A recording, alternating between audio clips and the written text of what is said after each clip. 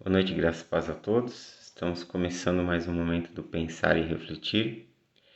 Nesse mês estamos estudando e refletindo sobre o Evangelho de Lucas. Hoje nós chegamos no capítulo 3.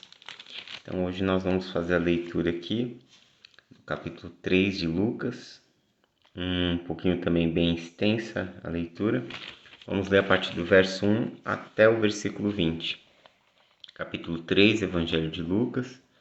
Você que tem uma Bíblia, você que pode acessar o texto da palavra. Lucas capítulo 3, diz assim o texto: No 15º ano do reinado de Tibério César, quando Pôncio Pilatos era governador da Judéia, Herodes, tetrarca da Galiléia, seu irmão Filipe, tetrarca da Itureia e Tracônites, e Lisânias, tetrarca de Abilene, Anás e Caifás exerciam o sumo sacerdócio.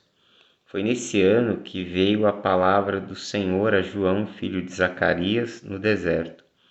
Ele percorreu toda a região próxima ao Jordão, pregando um batismo de arrependimento para o perdão dos pecados, como está escrito no livro das palavras de Isaías o profeta. Voz do que clama no deserto, preparem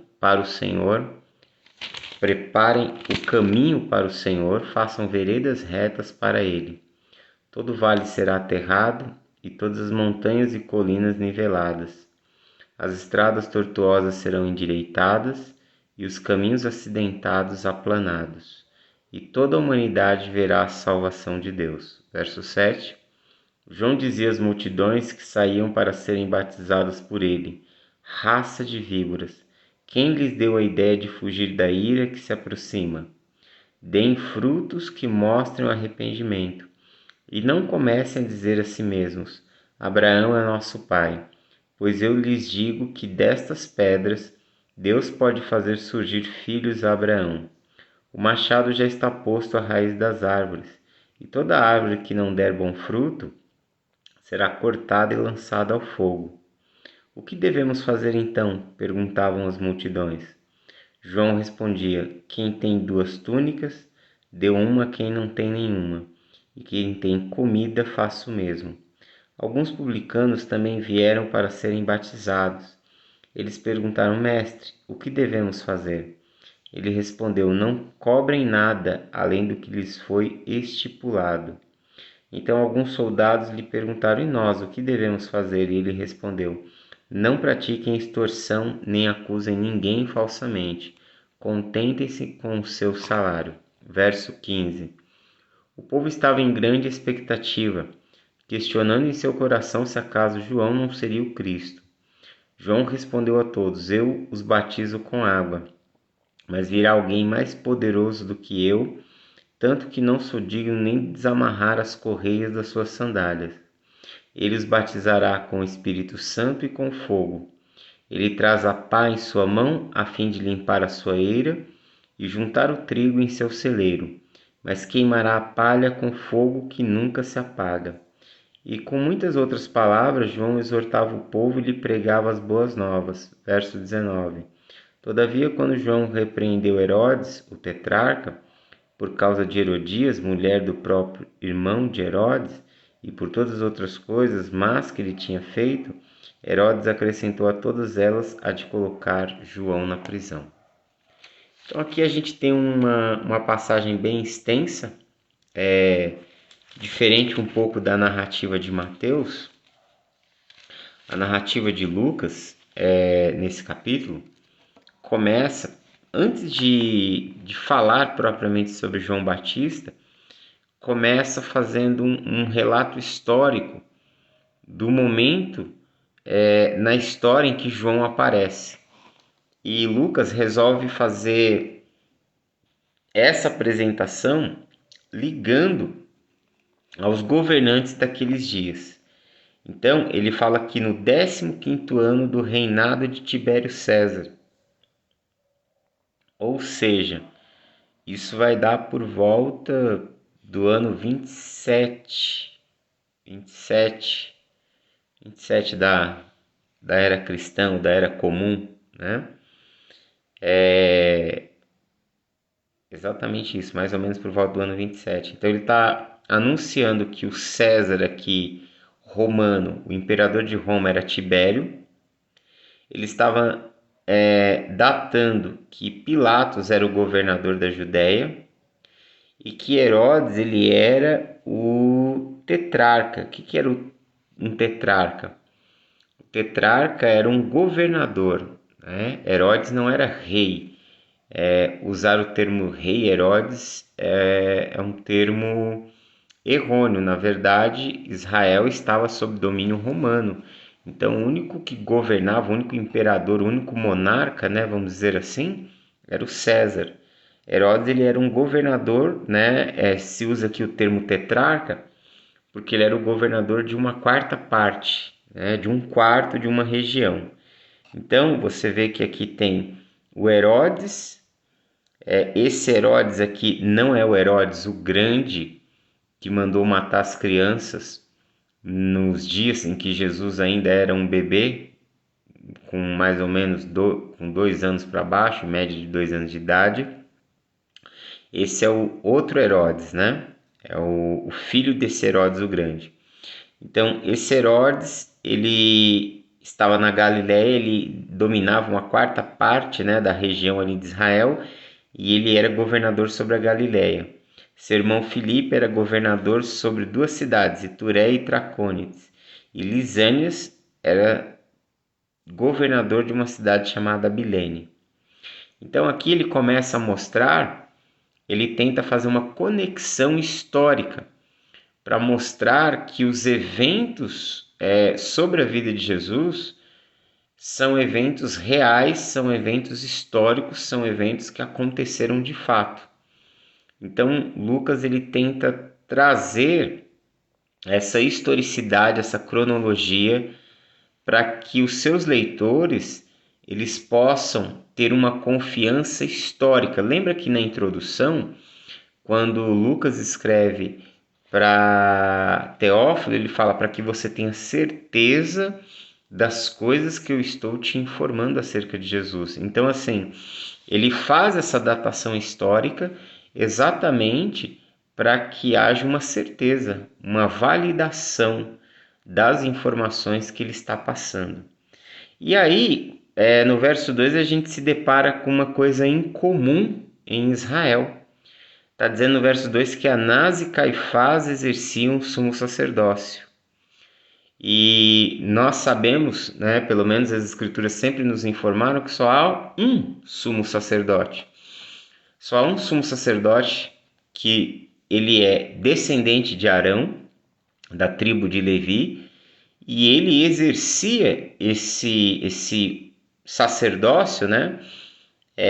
A palavra em hebraico é Kohen Gadol, ele era o grande sacerdote, né? Durante toda uma vida, até que ele se aposentasse. Um sacerdote ele realizava o seu ministério começava por volta dos 30 anos e exercia ele até quase perto dos 60 anos. Depois ele transferia para um filho. E aqui aparece exatamente dois sumos sacerdotes. Por quê? Porque aqui há uma interferência do Império Romano na religião de Israel. Roma ele tenta mostrar nos domínios da Palestina, nos domínios do povo de Israel, que eles tinham poder decisório até mesmo sobre a religião, que nem mesmo a religião de Israel atuaria de forma independente do império. Por quê? Porque a Torá ela não é apenas uma lei religiosa. A Torá, que são, a gente pode considerar os 5 livros de Moisés, né? É chamado de Torá os 5 livros dados a Moisés, Gênesis, Êxodo, Levíticos, Números, Deuteronômio, porém, é a partir de Êxodo, é exatamente uma parte de Êxodo, Levíticos, parte de Números e parte de Deuteronômio, que estão os chamados 613 mandamentos. Os 613 mandamentos dados por Deus por meio de Moisés à comunidade de Israel. Esses 613 mandamentos, eles se constituem não somente numa lei religiosa, mas se constituem no Código Civil do Estado de Israel. Hoje, por exemplo, o Israel que nós temos hoje, restaurado ali, fazendo divisa com a Palestina, ele é um Israel que vive um governo secular. Mas, desde que esse Estado retornou, desde que houve em 1948 o voto que permitiu a reconstrução do Estado de Israel, eles trabalham noite e dia para que futuramente possa se restaurar esse Estado regido por essas leis, regido pelas leis da Torá. Logicamente que eles acreditam que isso acontecerá na época do Messias, ok? Somente quando o Messias vier, esse Israel vai ser essa comunidade, vai ser esse país que novamente vai ser governado pelas leis divinas, pelas leis da Torá, pelos 613 mandamentos. Então, como a Roma sabia que a religião tinha um peso muito grande, que mesmo Israel, tendo já sido uma monarquia, depois ter ido para o exílio, já depois do exílio, ter sempre voltado debaixo de governos, né? Quando Israel volta do Egito, você tem o governo da Síria, depois o governo da Grécia, né, o Império Alexandrino, depois o Império Romano, você tem essa sucessão de impérios. Então, eles tentam mostrar, já eles entendem que mesmo Israel tendo passado por todos esses processos, Israel carrega em si, no fim das contas, um governo teocêntrico, ou seja, eles entendem que é a religião que tem o poder de decisão sobre o Estado. Então, o que Roma faz? Mostra que eles têm poder até mesmo sobre a religião de Israel. Então, Roma nomeia um sumo sacerdote. No caso aqui, é o Caifás. Caifás, ele é o sumo sacerdote dado por Roma.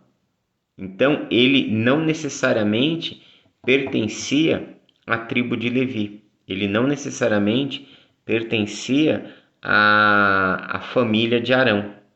Já Anás ele era um sacerdote levítico, um sacerdote de linhagem levítica e de linhagem araônica. Então, religiosamente, pela tradição da Torá, pela tradição da Escritura, Anás era o sumo sacerdote e Caifás era um sacerdote colocado no poder por Roma.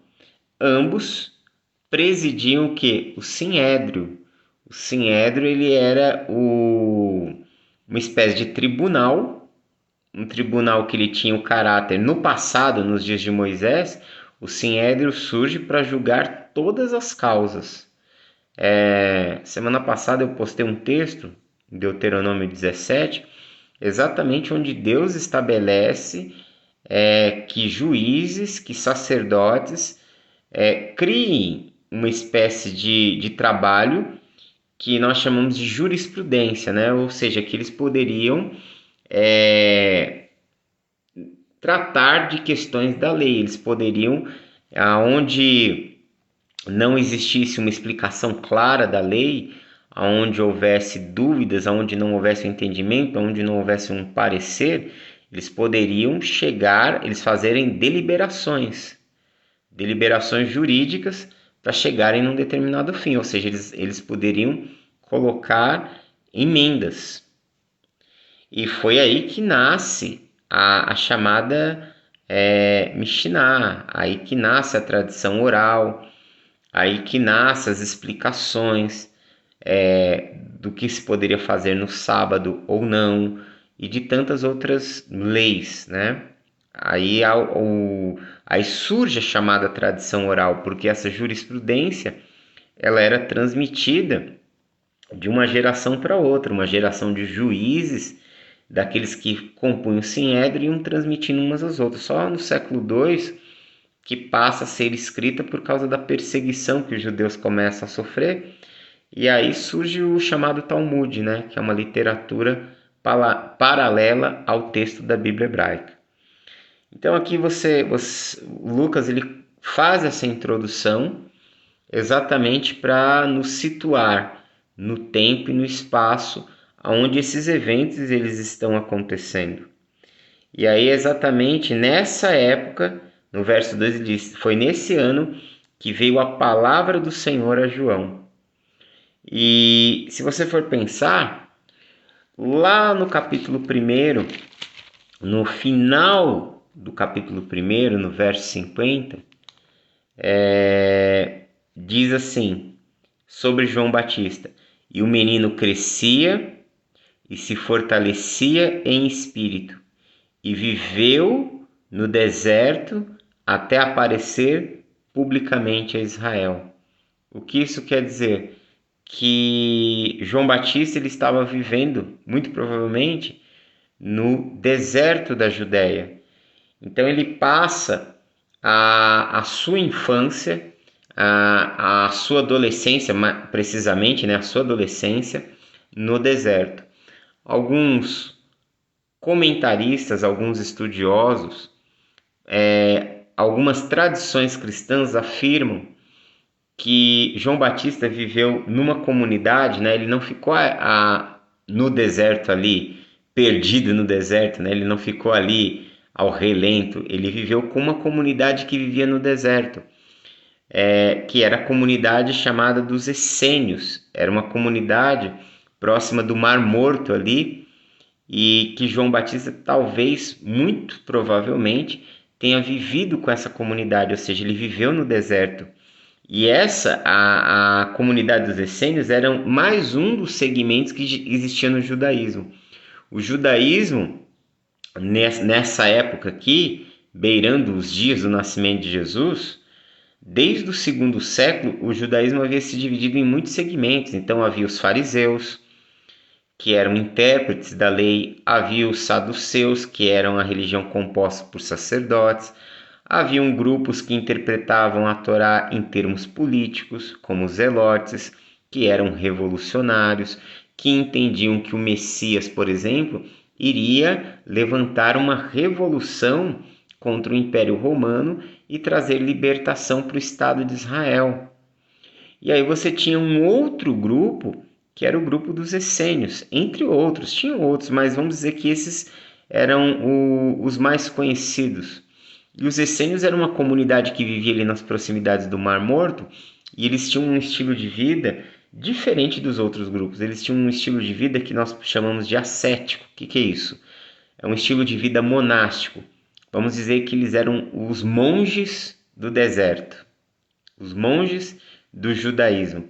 Então, normalmente, se aquela comunidade tinha homens e mulheres, sim, alguns casados, mas se valorizava muito o celibato, ou seja, uma comunidade que priorizava o não casamento, o celibato. Era uma comunidade que vivia voltada para as orações, que vivia voltado para longos períodos de jejum, ou seja, era um grupo religioso que buscava uma espiritualidade de caráter individualista, mesmo sendo uma comunidade, e que na verdade eles viviam um estilo de vida totalmente diferente, desapegado dos bens materiais, desapegado, eles trabalhavam apenas para sobreviver, ou seja, cuidavam de animais e plantavam, e de resto eles viviam buscando e desenvolvendo uma vida de espiritualidade, uma vida de devoção a Deus, uma vida voltada somente para a leitura das suas tradições. Alguns acreditam que essa comunidade dos essênios era uma comunidade também que vivia muito da mística judaica, e não só da mística judaica, né? Das influências da mística persa também, a qual o judaísmo recebeu bastante influência em algumas leituras. Então era uma comunidade que vivia uma vida monástica. E João Batista viveu muito provavelmente nessa comunidade, até o dia em que ele apareceu publicamente. Então, o verso 50, no capítulo 1, nos coloca essa nota. Aí, no capítulo 3, no verso 2, diz que nesse ano em que Anás e Caifás eram sacerdotes, que os Herodes estavam governando parte da Galileia, parte da Judéia, parte das regiões ali, e que o César daqueles dias era o Tibério, exatamente naquele ano veio a palavra do Senhor a João, filho de Zacarias, no deserto. E o que isso quer dizer? O que quer dizer que veio a palavra até ele? Ele recebeu a palavra profética, ou seja, ele ouviu a voz de Deus lhe transmitindo uma mensagem a qual ele deveria declarar ao povo. E aí você vai me perguntar, mas isso não acontecia mais naqueles dias? Dessa forma aqui, não. O ministério profético, ele estava, vamos dizer assim, encerrado ou havia dado uma pausa a partir de Malaquias. De Malaquias até João são cerca de 4 séculos, 400 anos. O ministério dos profetas em Israel deu lugar ao ministério dos sábios, dos sábios. Em hebraico, raramim, os sábios. Quem eram os sábios? Os sábios, eles eram líderes nas comunidades judaicas, eles eram intérpretes do texto da Torá, da Bíblia hebraica, do Tanner, que é um nome dado para a Bíblia hebraica. E eles eram líderes que eles tinham uma função diária de orientar as pessoas, de instruí-las, de ensiná-las, de conduzi-las. Então, o ministério profético, que era um ministério onde os profetas recebiam a palavra do Senhor e transmitiam, dava cada vez mais lugar a um ministério de instrução, um ministério de ensino, um ministério mais voltado para a orientação do dia a dia. E aí os rabinos, eles falam que nesse momento, na comunidade de Israel, e não só nesse momento, porque assim, no judaísmo, os judeus são muito divididos, mas muitos judeus ortodoxos, mesmo sabendo sobre João Batista e Jesus, eles não consideram eles profetas, Os rabinos, os ortodoxos, consideram Jesus como uma espécie de mestre, como uma espécie de rabino sem uma semirá, sem uma ordenação do Sinédrio, sem ter vindo de uma escola rabínica. E a mesma coisa com João Batista, eles consideram mestres que apareceram naquele momento explicando sobre o texto da Torá, sobre as Escrituras. E isso é até muito interessante porque, assim, mesmo o judaísmo somente considerando Jesus como um mestre, como uma espécie de rabino que não tem uma ordenação formal, você vai perceber que no decorrer dos séculos, no judaísmo da Idade Média, o judaísmo no fim do primeiro século, se separa do cristianismo, O cristianismo ele surge junto à comunidade de Jesus, a igreja, ela nasce como mais um segmento do judaísmo. Em Atos, eles não são o primeiro nome que eles recebem, não são de igreja, não são de cristãos. O primeiro nome que a comunidade de Jesus recebe em Atos são os que pertencem ao caminho. A ideia é que era uma seita, um segmento do judaísmo. Agora tem os do caminho que afirmam que Jesus era o Messias, entendeu? Era assim que Roma tratava e era assim que era tratado naquele momento. Então, a comunidade de Jesus, ela nasce como? Ela nasce fazendo o anúncio a judeus, os primeiros a se converterem, os primeiros a aderirem à fé em Jesus são judeus. São judeus, são pessoas de Israel, sejam judeus de origem paterna ou sejam prosélitos, pessoas que se converteram ao judaísmo. Então, no final do primeiro século, o judaísmo reconhece que aquela comunidade não tem nada mais a ver com eles e eles seguem. Mas, se você olhar no que foi produzido na Idade Média, dentro de literatura judaica, dentro de interpretações, você vai ver que houve uma influência profunda daquilo que Jesus disse e ensinou. O judaísmo ele não se tornou mais o mesmo depois de Jesus. Mesmo eles não tendo reconhecido a Jesus como Messias, na verdade terem rejeitado ele como Messias, a fala, os ensinos de Jesus promoveram uma profunda mudança, uma mudança silenciosa dentro da construção das análises, das interpretações do texto da própria Torá. Então o que acontece? Já que não existiam mais profetas, então eles costumavam agora a se apoiarem nos ensinos dos sábios. E João Batista ele aparece exatamente como um profeta.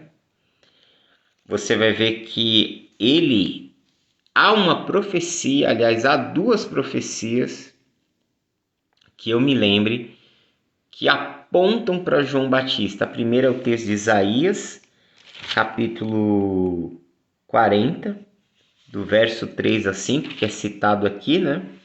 Voz do que clama no deserto, prepare o caminho para o Senhor, faça veredas retas para ele, todo vale será aterrado, todas as montanhas e colinas niveladas, as estradas tortuosas serão endireitadas, os caminhos acidentados aplanados, e os caminhos acidentados serão aplanados, né?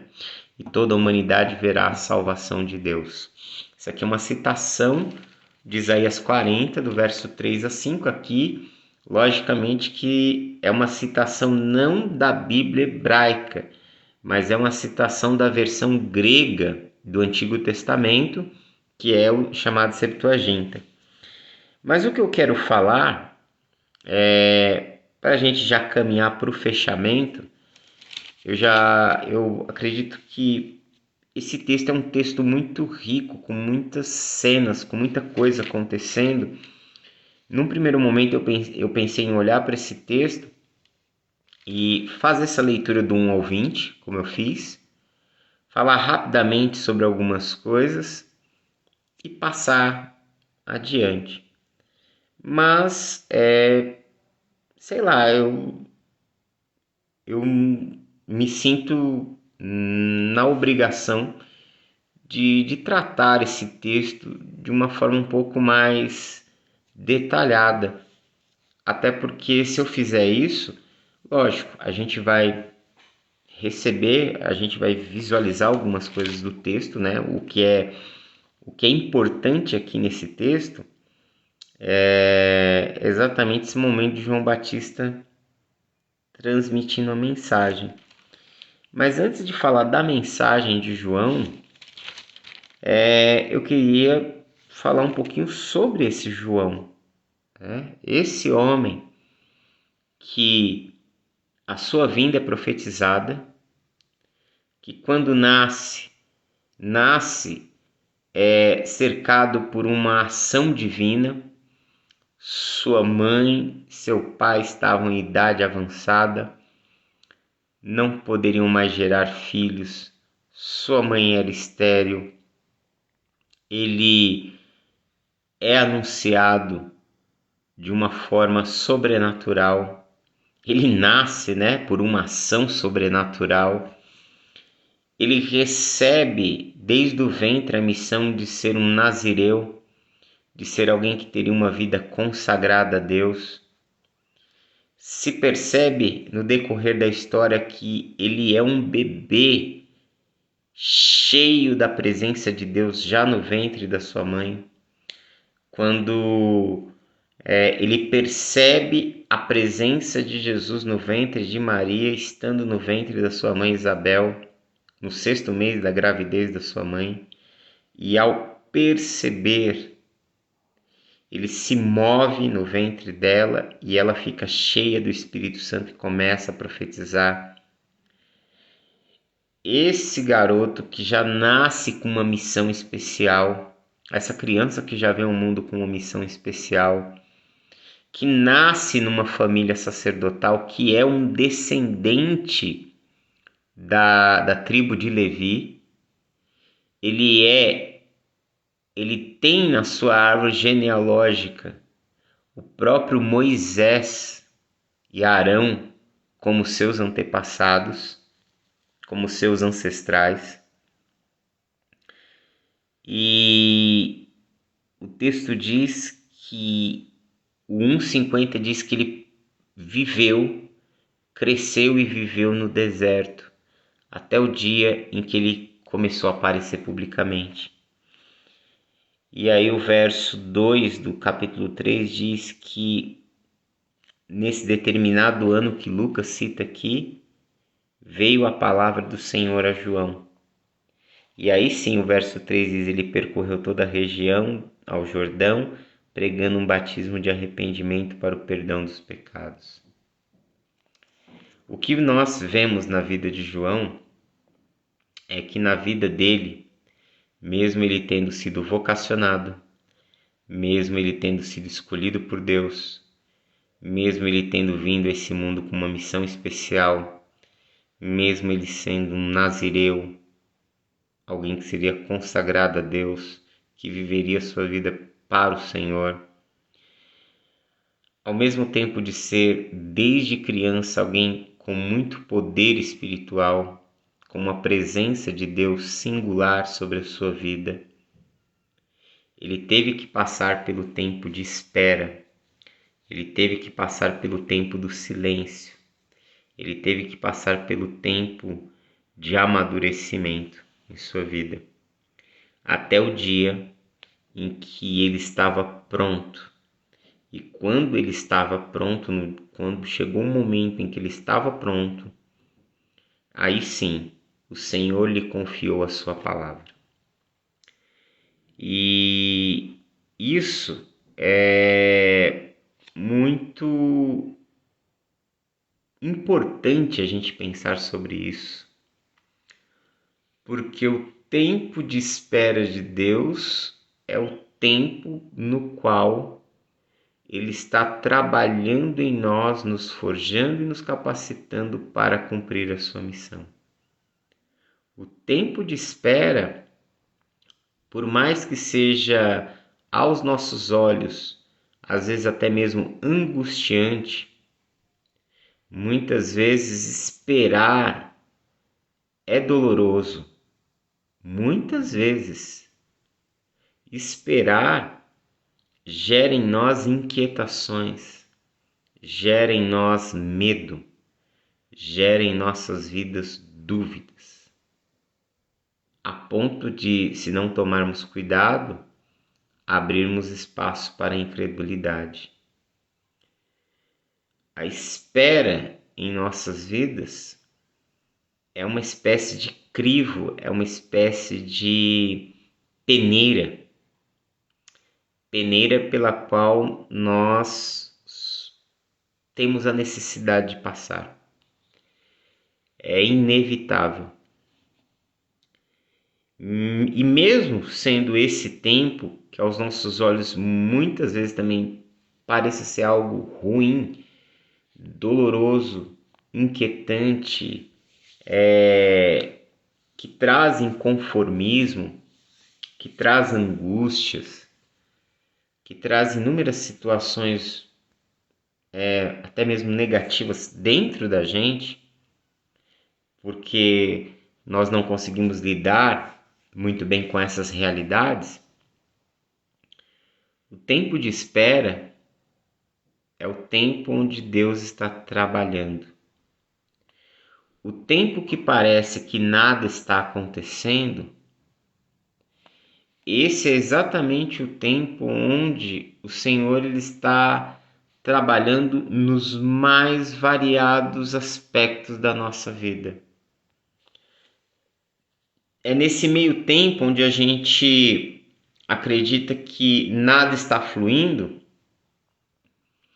é exatamente o tempo onde muitas vezes Deus está fazendo uma revolução, uma reforma, uma mudança radical na nossa vida, na estrutura da nossa vida. Muitas vezes colocando a nossa vida de pernas para o ar, dando aquele giro de 180 graus, sabe? Onde você sai de um polo e vai para o outro polo. E tudo isso, às vezes, nós nem percebemos. Ou nós olhamos para as coisas acontecendo em nossa vida e a gente chama de infortúnio, a gente chama de situações de provação, de situações ruins, até mesmo de calamidades.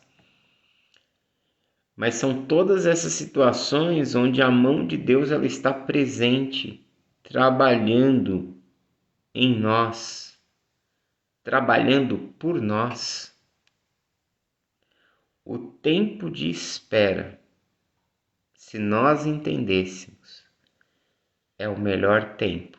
É o tempo onde está sendo gerado, construído, formado algo em nós e a nossa própria vida.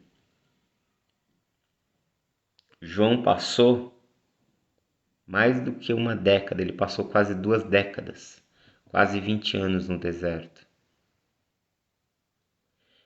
João começa a realizar o seu ministério aos 30 anos de idade.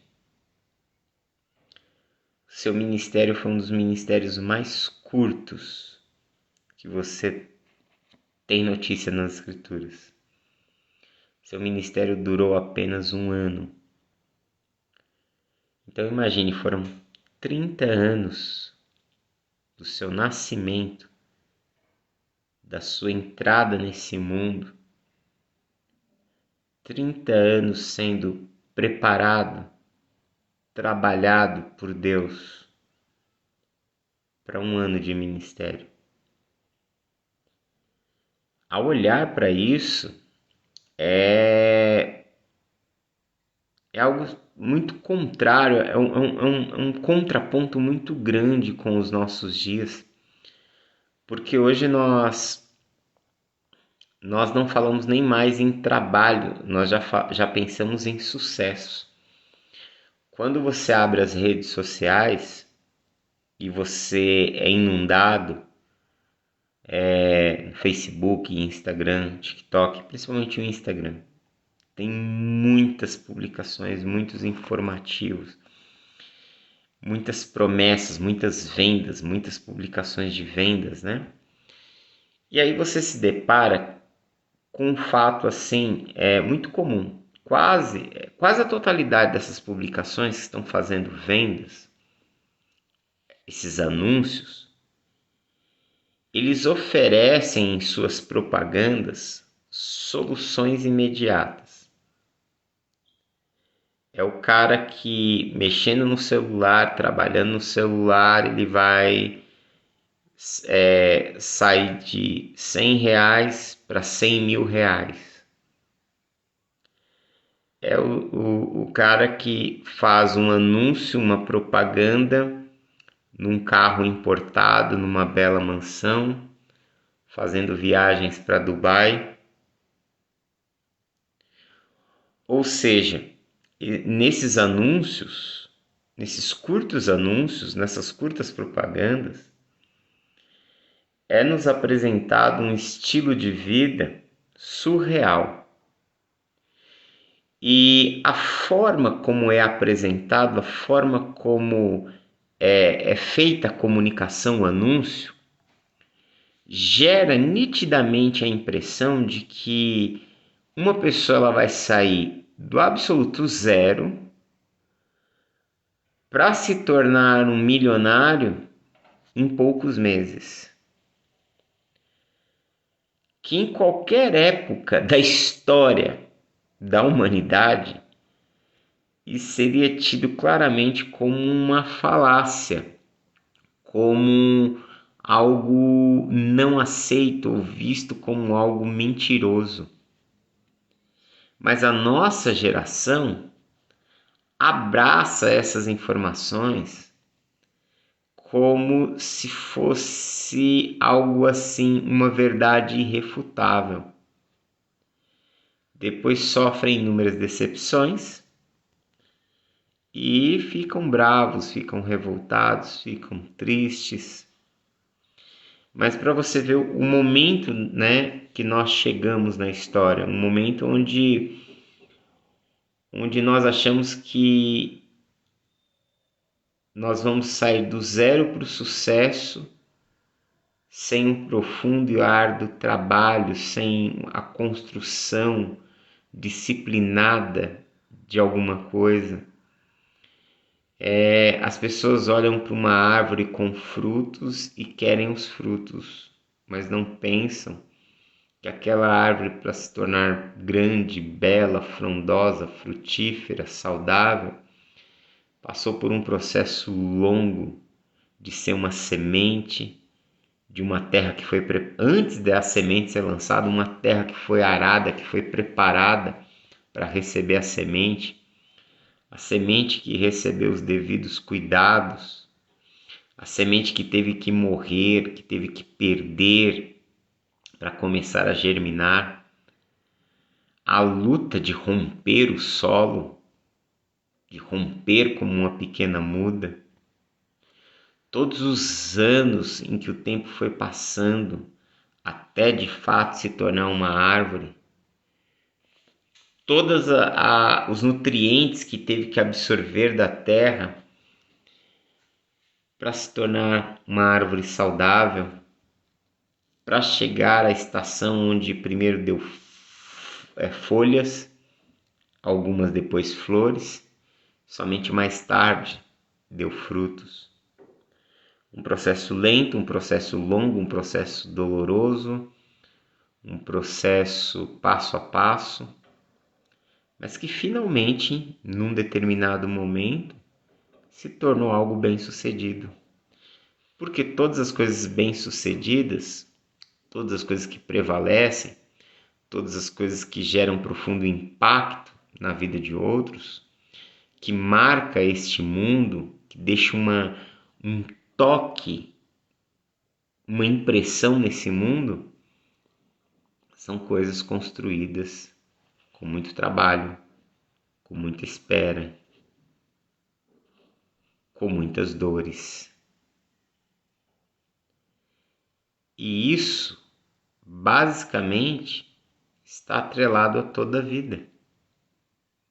O ministério de João seria um ministério de 1 ano, mas nada, nunca mais seria igual após aquele homem se levantar no deserto, proclamando a palavra do Senhor. O texto diz que as multidões viam o encontro, elas eram quebrantadas, compungidas, confrontadas. Ele abriu o caminho para que o Messias fosse revelado ao mundo. Ou seja, todo tempo de espera, todo tempo de preparo, todo tempo de silêncio, todo tempo onde nada estava acontecendo de forma clara, não foi em vão.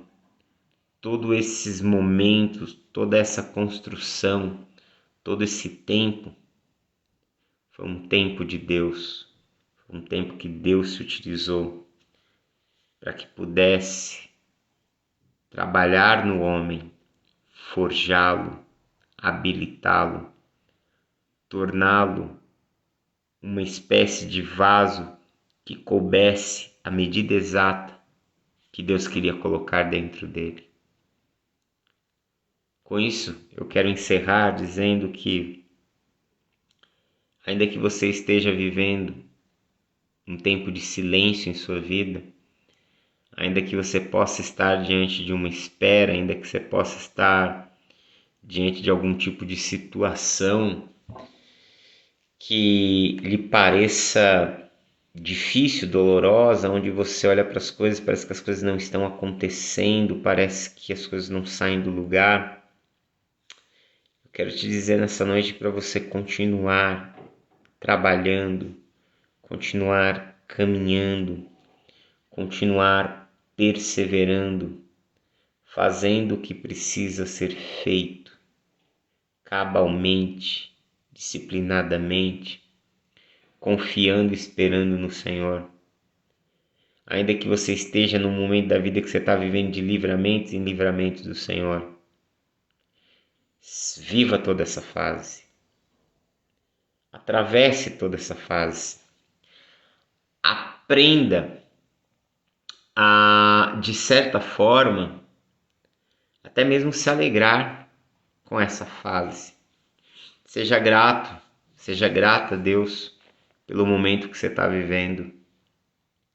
Ainda que pareça um momento mínimo, ínfimo em sua vida, porque é nesse momento que você não está vendo nada, que você não consegue enxergar grandes coisas, é que Deus está construindo toda uma nova realidade, todo um novo cenário, toda uma nova vida. Todas as coisas que você irá experimentar logo mais ali na frente, elas já estão sendo construídas hoje. Elas já são uma realidade no hoje. Deus já está criando e gerando elas no hoje.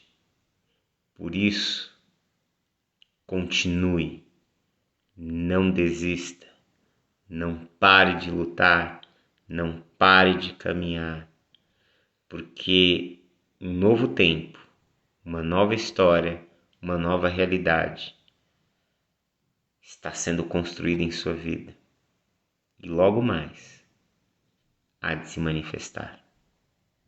E você sairá de um estágio, de um nível, para um outro totalmente diferente. Você hoje se vê de uma forma, mas quando chegar esse tempo, você vai olhar para a sua vida e você vai ver o você de hoje e você vai perceber que o de hoje com quem você se tornou ficou a quilômetros de distância.